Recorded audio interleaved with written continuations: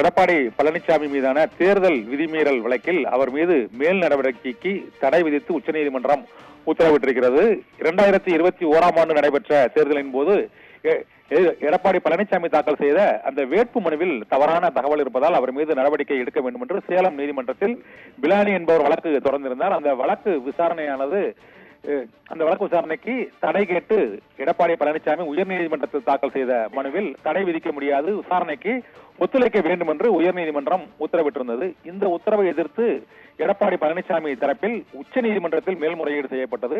இந்த மேல்முறையீட்டு மனு மீதான விசாரணையில் இன்று எடப்பாடி பழனிசாமி மீது கூடுதல் நடவடிக்கை எடுப்பதற்கு தடை விதித்து உச்சநீதிமன்றம் உத்தரவிட்டிருக்கிறது. மேலும் இந்த மனு தொடர்பாக எதிர்மனுதாரர் மற்றும் தமிழக அரசு, மிலானி உள்ளிட்டோர் பதில் மனு தாக்கல் செய்ய வேண்டும் என்றும் 2 வாரங்களில் எடப்பாடி பழனிசாமிக்கு எதிரான இந்த புகார் வழக்கு தொடர்பாக பதில் மனுவை உச்சநீதிமன்றத்தில் தாக்கல் செய்ய வேண்டும் என்று உச்சநீதிமன்றம் உத்தரவிட்டிருக்கிறது. இதனால் தேர்தல் விதிமீறல் தொடர்பாக எதிர்க்கட்சித் தலைவர் எடப்பாடி பழனிசாமி மீது தொடரப்பட்ட வழக்கில் மேல் நடவடிக்கை எடுப்பதற்கும் கூடுதலாக நடவடிக்கை எடுப்பதற்கும் தடை விதித்து உச்சநீதிமன்றம் உத்தரவிட்டிருக்கிறது.